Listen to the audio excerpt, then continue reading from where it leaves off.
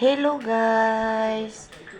Yan guys, kasi may hindi magandang karamdaman ni Inday Jo. Ang laman ng aming ref ay yan. Mag-adobo ako ng kangkong guys. Ito yung kanyang sahog at yan ang kanyang partner, ang daing. Ayan guys, oh. Ito kasi ang laman ng aming ref. Kaya naisipan ko, dahil hindi ako makalabas, masakit ang ulo ni Inday. Ayan, mag-adobo na tayo ng kangkong. Let's go. Prito muna tayo guys. Ayan guys. Yummy-yummy na naman ang ating adobong kangkong.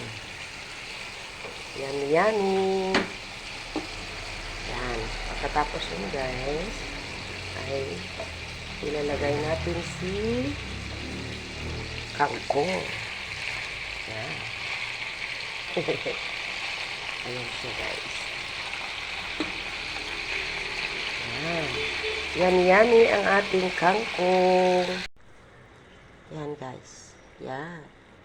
Malapit na siyang maluto.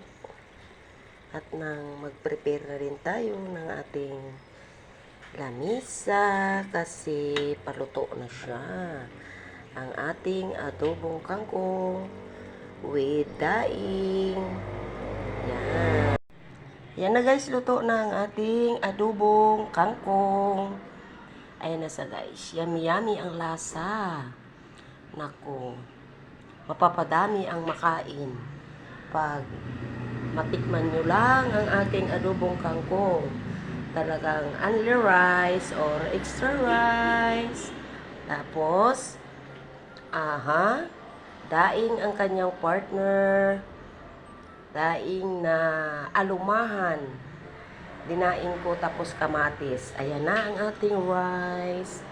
Ayan sila magka-partner guys. O, di ba? Simpleng simpleng gulay, pero makulay. Ayan siya guys. Ito talaga naman ang ating daing. Talagang masarap. Thank you guys. Thank you for watching.